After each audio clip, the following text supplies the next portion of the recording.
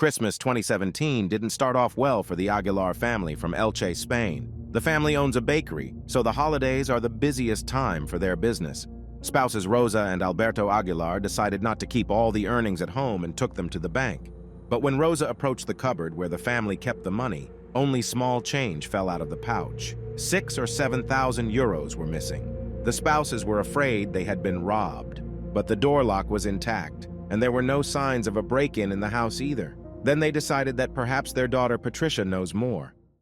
Patricia Aguilar is the eldest child of Alberto and Rosa. 2 weeks ago, she turned 18. Patricia was a typical teenager, albeit a bit introverted and shy. She studied art and spent a lot of time in her room on the computer. Her parents were worried that she had few friends and was becoming reclusive. Therefore, Rosa was very happy when her daughter said she had been invited to a birthday party. The girl left with an overnight bag and has not returned since. Her parents wrote and called her, but she did not answer. They didn't know what to think.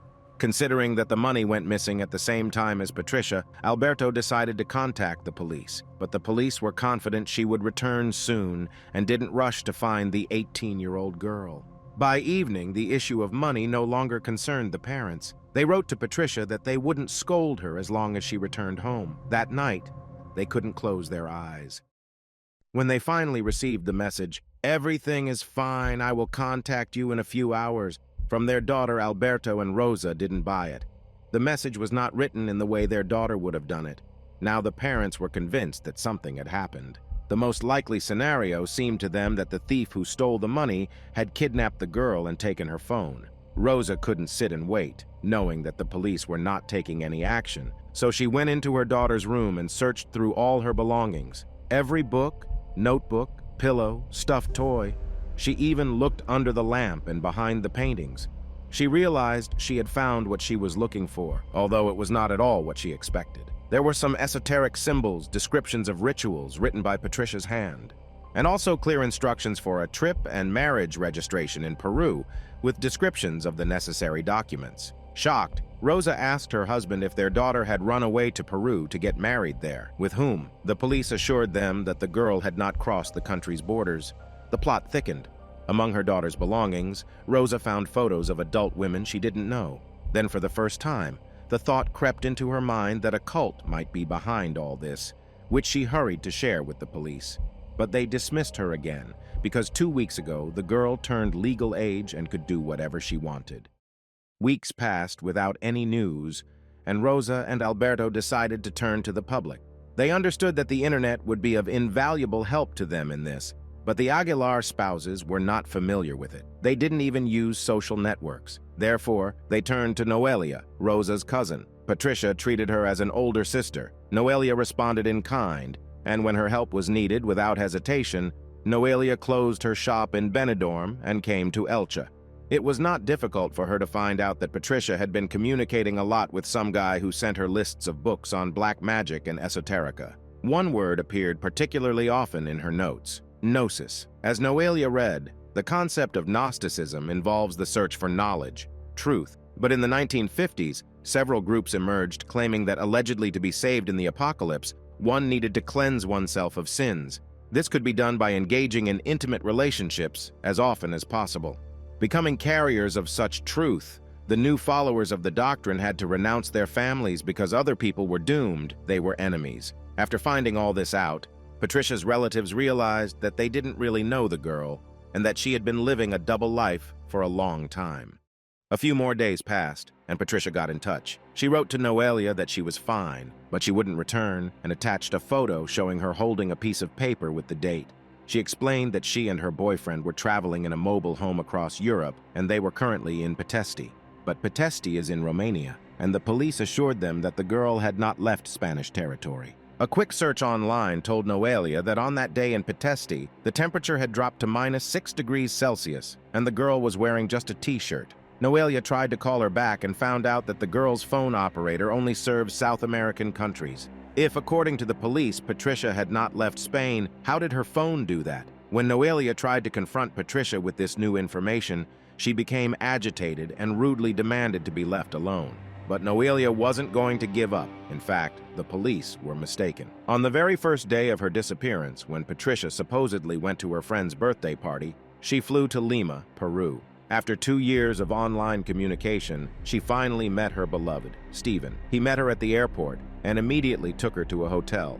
There, he became Patricia's first man. Thanks to the money she brought with her, they were able to rent a small apartment, where Patricia met 29-year-old Mariori Garcia Valverde and 42-year-old Paula Vega, the other, as he called them, wives of the man. Patricia knew she would become Stephen's third wife, but he didn't warn her that they would live with 4 children, Paula's daughter and 2 girls and a boy from Mariori. So 8 people ended up living in a small apartment, and there was no space for intimacy, which they were supposed to engage in every day.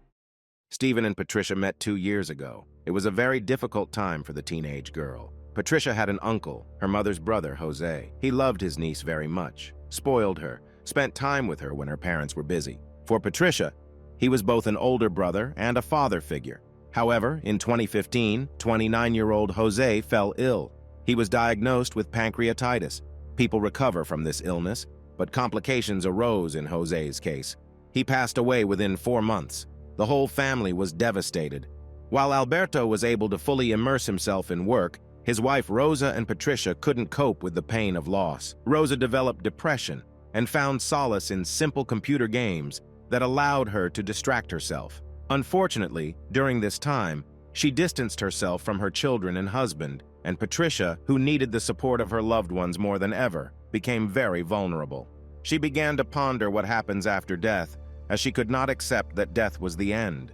She became interested in this topic, visited relevant websites, and she met Stephen, a man with very developed communicative and manipulative abilities. He studied psychology books to know how to penetrate the consciousness of every person. He called himself a savior, a messenger facing the impending end of the world, apocalypse. He made naive girls believe that they were a couple in a past life, and that his wives, his queens, had a mission to populate the world after the apocalypse. Stephen realized that Patricia was the perfect victim because she was a teenager, and, as is often the case at that age, felt insecure and believed that nobody cared about her. All of this combined with her natural innocence. Stephen took advantage of her psychological vulnerability due to her uncle's death and used his persuasive methods to lure her into his traps. While her family was preoccupied, for 2 years Stephen worked on the girl's mind to isolate her, and no one noticed anything until it was too late. The girl believed she was safe because Stephen was on the other side of the globe. He gradually manipulated her, first asking for pictures in lingerie, then nude. Only after that did they discuss intimate moments, and the girl agreed that he had 2 wives. He explained this by saying that from a biological point of view, a man is created for relationships with many women, but a woman can only have one husband because a woman is a temple. Relationships with a man allow a woman to progress spiritually. A man can do this himself, but for a woman, this is the only way. And now, after 2 years of online communication, Patricia gave up everything and ran away to Stephen. He gave her a new name, Silvana, which means born in the jungle. But she had to get used not only to the new name. She had never taken forbidden substances, and Stephen made her consume a root that caused strong hallucinations. He didn't hesitate to give it to the children either.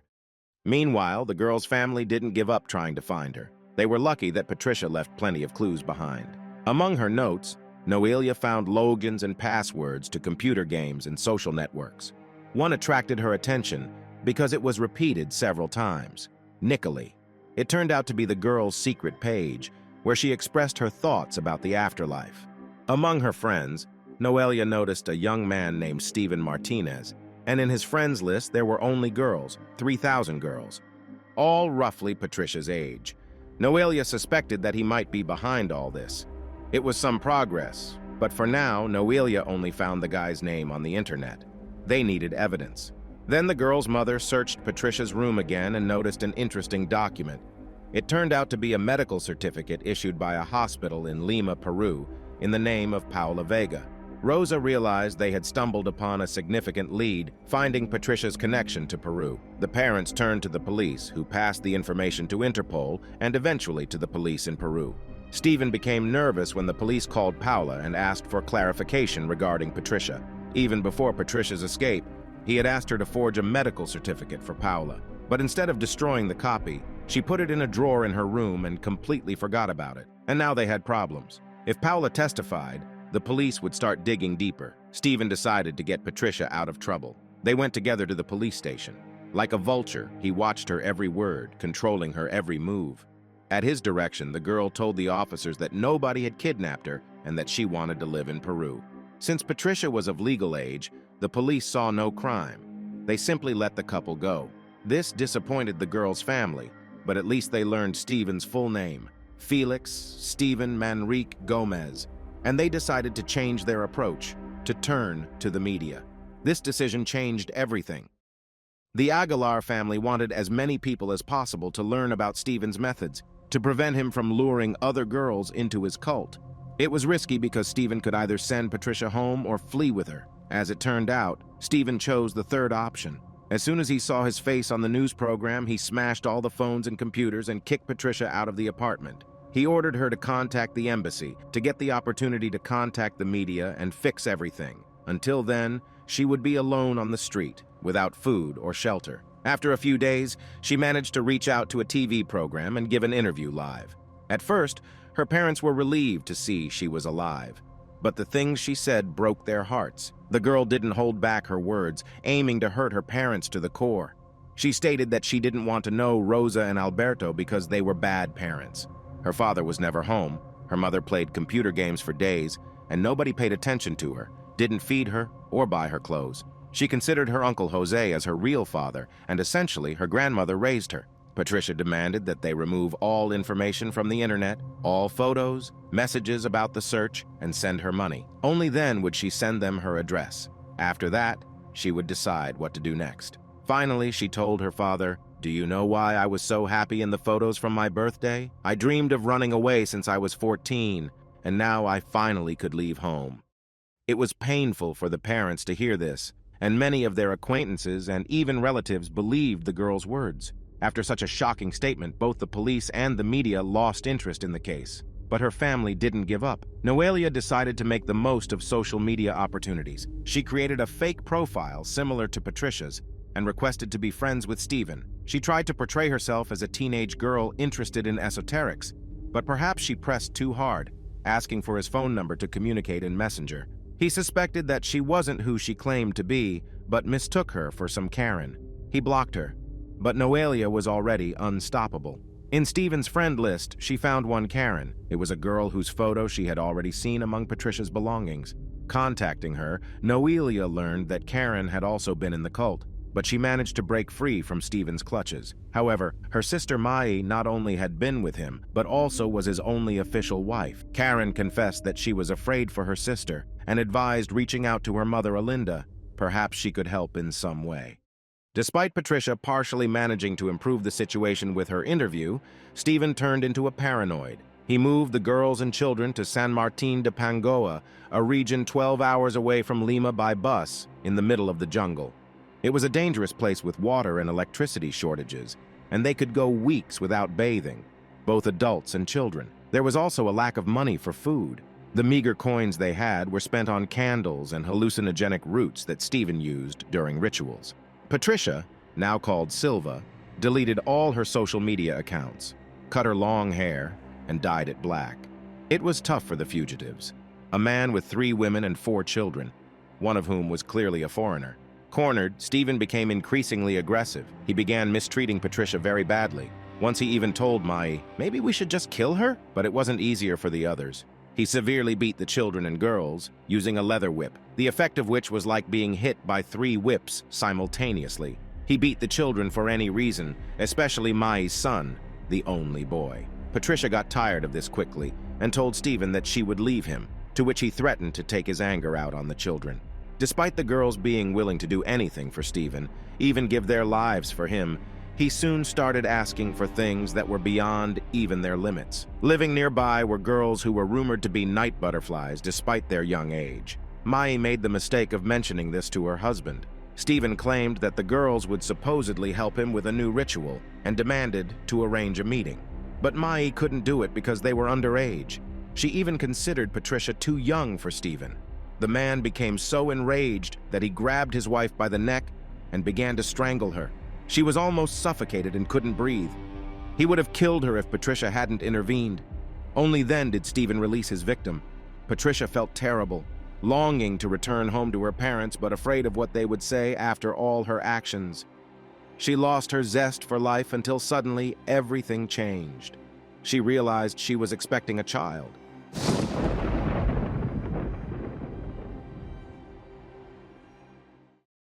Many advised the Aguilar family to forget about Patricia and stop searching, but her parents decided otherwise. Rosa stayed with her younger son in Elche, while Alberto went to Peru because they couldn't achieve much from Spain.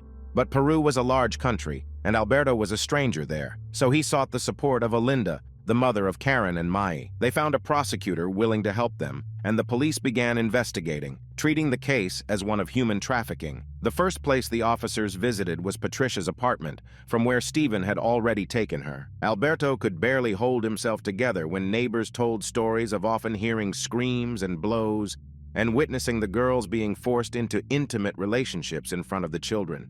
Since Stephen had taken the children out of school and away with the girls in an unknown direction, detectives decided to track their phones.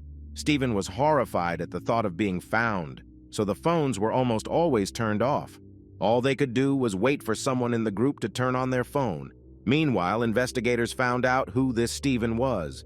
The 35-year-old man was born in Lima into a poor and troubled family. He was bullied by other boys at school, which led him to spend time only with girls. From childhood, he learned how to manipulate them. His father gave him a book that helped Stephen join the Gnostics, but he was expelled because he drew ideas from other cults and called himself a prophet. Gradually, he came to found his own cult. When Stephen and the girls ran out of money, they moved to Alto Celendin, a tiny village with 30 houses. They settled into a hut right in the middle of the jungle. Mostly drug dealers and those avoiding the police, like them, inhabited the area. There was no water, electricity, or food in the hut. At best, they ate only rice and potatoes. Patricia was already 8 months pregnant, but due to severe malnutrition, it seemed like she was only in her 3rd month. The hut was surrounded by huge puddles, and everyone had to constantly wear boots. Fungal infections appeared on everyone's feet, even the children. Their feet were covered in insect bite marks, and their heads had colonies of lice. It was a disgusting place for them and the children, including the unborn ones, because Mai was also pregnant. Mai feared for her children's health. It was very difficult for her in such conditions. Despite her husband's prohibition, she turned on her phone and called her mother, just to hear her voice. The girl didn't even say anything, but it was enough for the police to trace the call. Detectives believed the fugitives were in Lima, but it turned out Stephen had taken them deep into the jungle. The police decided to send 2 officers to the region who knew the case best. They were given 10 days to search. They showed pictures of the group members to everyone passing by, assuming that the girl resembling Patricia would stand out among the other locals. The officers didn't know that she had not only changed her appearance, but also didn't have permission to leave the city. The police decided to go even higher into the mountains. Their persistence paid off. One girl they showed the pictures to recognized Paula. She described her as a strange woman in pink boots who returns home every evening across the bridge with a food package. The officers began to wait at the bridge, and the woman indeed appeared. She moved like a robot, not looking at anyone. The officers followed her. 40 minutes later, they went beyond the city limits and deeper into the forest. Finally, she entered a house where rooms were rented out. The police decided to rent a room in the house because otherwise they couldn't conduct surveillance. They were lucky. They got a room right next to Paula's. They could hear everything happening in the other room. They heard the voices of a man, Paula, and another girl. It turned out to be Mai, but Patricia or the children were not visible. The police did not take more decisive action because Stephen never left the room, not even to use the restroom, and they were not sure if it was him. Naturally, he didn't work. Paula and Mai did while the man lay in bed, and the officers were afraid that he simply wouldn't say where Patricia was. Suddenly, they overheard the man saying that tomorrow they would split up and leave one by one. Stephen planned to go even further to settlements of more wild indigenous tribes. Upon hearing this, the police officers called for backup to capture them. Knowing their schedule, they were able to apprehend group members one by one. Paula was stopped when she left for work early in the morning. Mai also left the house to do laundry. As for Stephen, when the police entered, he was lying on the bed as usual. The man resisted, introduced himself by another name, and pretended not to understand what was happening. To prevent him from stepping barefoot on the floor, pregnant Mai gave him her shoes. After that, he was forcibly removed from the hut. Fortunately, the girls immediately disclosed where Patricia was. By Stephen's command, Patricia and all the children remained in the hut as far away in the jungle as possible when Stephen, Mai, and Paula went to earn money, although Stephen, of course, didn't work. Patricia did everything around the house, took care of the children, and even worked on the plantation near the hut. She was there when the officers arrived. They called her by name. She had become so accustomed to the name Silvana that hearing Patricia felt unfamiliar. The officers believed they were rescuing Patricia and 4 children, but there were already 5. When Stephen, Paula, and Mai left for the city, Patricia begged not to be left alone, but Stephen was adamant, and predictably, at 8.5 months, she began having contractions. She screamed in agony. The children were with her but didn't know how to help her. At the girl's screams, a neighbor came. She was the one who assisted in the delivery. Patricia admits that she never thought she would give birth in the jungle at 19. The girl was extremely thin, looked exhausted when they rescued her, but even then she continued to think only about Stephen and the things he instilled in her. Meanwhile, Stephen was interrogated at the police station. An interesting fact emerged during the investigation. He was left alone with 2 colleagues briefly, and when they returned, one officer had already fallen under his influence. She claimed that Stephen was a prophet and they should help him, not arrest him. Immediately after Patricia, Mai, and Paula were rescued, they were separated as recommended by psychologists. They received assistance as victims of cults, sects, and dependent groups. It took them a long time before they started feeling better. They seemed to be in a lethargic state, but eventually, they woke up. The Aguilar family says that now everything that happened is in the past. They started anew, without accusations, without questions, without doubts. Patricia is still undergoing therapy and lives in her hometown with her parents and daughter. She received education in social rehabilitation and works in an organization that helps people with disabilities. Stephen was sentenced to 20 years in prison for human trafficking, sexual and labor exploitation. Many wondered how Patricia's parents didn't notice the changes in their daughter. Patricia was always a good student, but after her beloved uncle left her life, she started failing. Strangely enough, Stephen motivated her to study better, so they noticed changes in their daughter, and they liked them. They thought she was coming to her senses. At that time, she was dating a boy from school whom her father didn't like. Alberto was happy when she dumped him.